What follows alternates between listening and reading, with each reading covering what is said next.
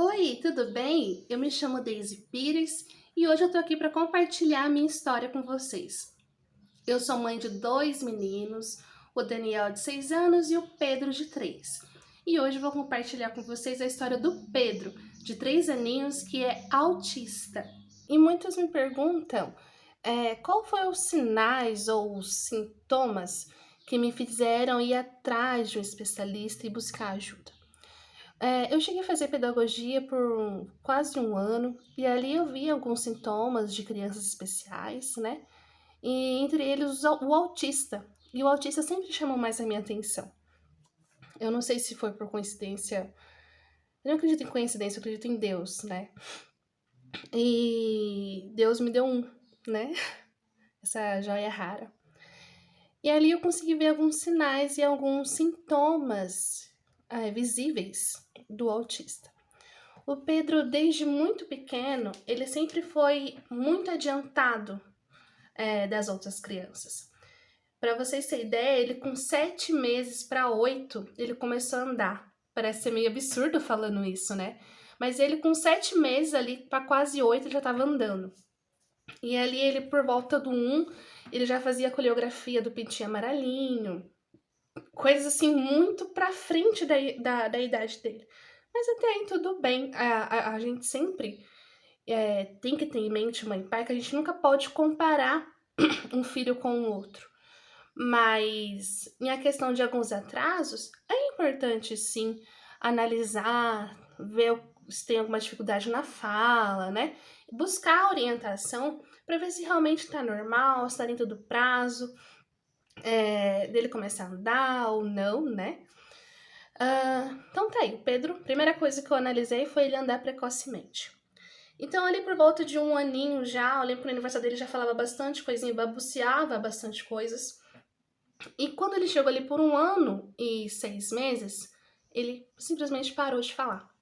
E um detalhe, conforme ele começou a andar, ele andava muito na pontinha do pé, tá? Então eu falava, talvez seja porque ele andou muito cedo, às vezes a planta do pezinho dele não estava formado, né? Então eu achava que poderia ser por conta disso.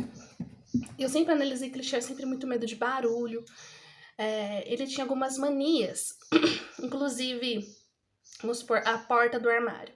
Criança abre a porta do armário, puxa as panelas para fora, puxa os alimentos para fora. Ele não. Ele abria e ficava olhando a dobradiça, sabe, da porta. Abria e fechava. Um movimento repetitivo.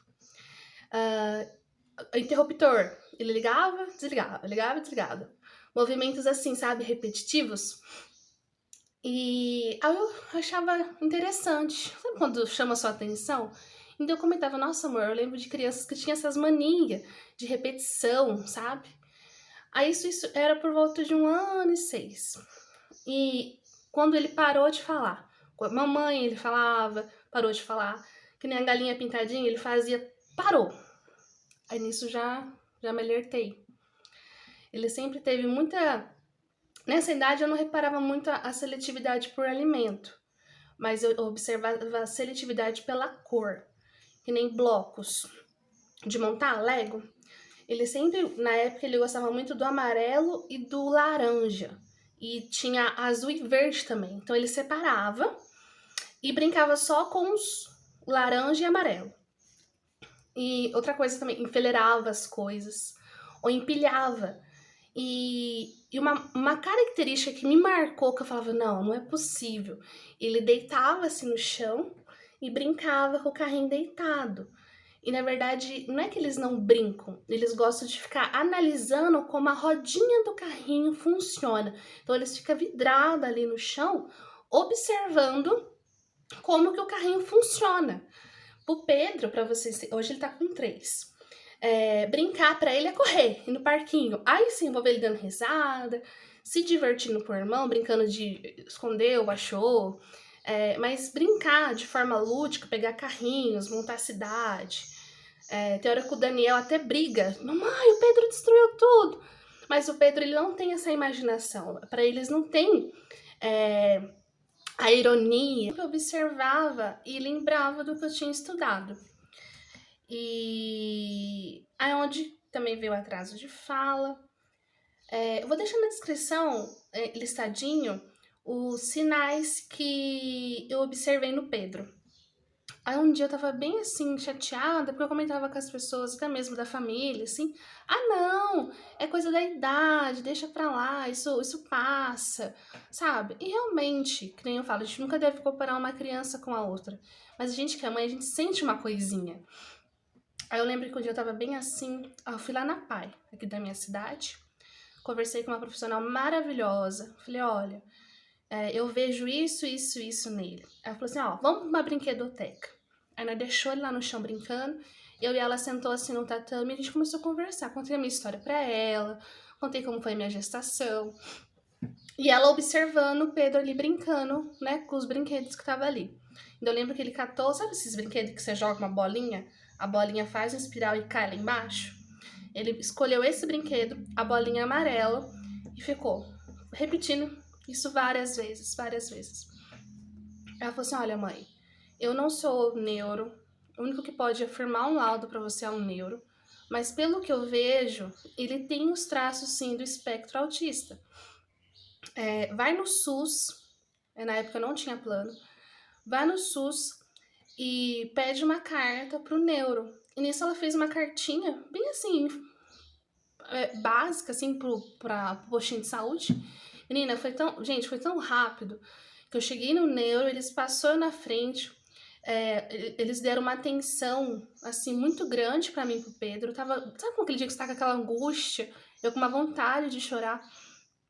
Porque não é que a gente fica triste por ter um filho autista, mas eu vou fazer outro vídeo à parte sobre esse assunto. Mas ele dá um sentimento de luto, porque você meio que tá prestes a perder um filho que você imaginou que você iria ter. Porque a gente que é mãe, a gente faz meu filho vai jogar bola, meu filho vai fazer isso, sabe? Na nossa mente, sem querer, a gente pré-escreve a história do nosso filho. E eu tava bem assim, triste, eu falei, mas gente, né? Aí onde me encaminharam pro neuro, o neuro ele pediu uma tomografia, pediu alguns exames e ele fez um acompanhamento ali. E ele falou, olha mãe, tudo indica que sim, que ele tem sim o transtorno do espectro autista. Aí nesse meio tempo ele falou assim, olha, vamos fazer o seguinte, vou te encaminhar para fono, vou te encaminhar para uma psicóloga pelo método Denver e terapia ocupacional. Depois de uns 2 meses, pede para elas fazer um relatório e traz para mim, juntamente com o relatório da escola, porque o Pedro vai para a creche.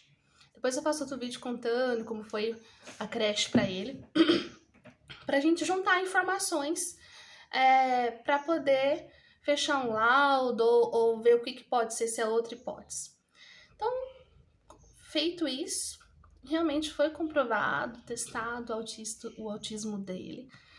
É um desafio diário, porque a gente tem que reaprender desde o laudo.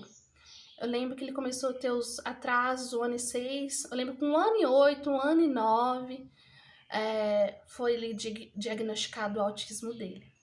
Muitas pessoas me perguntam, desde não é muito cedo para diagnosticar uma pessoa com autismo? Não, gente, não. Pelo contrário, quanto mais cedo se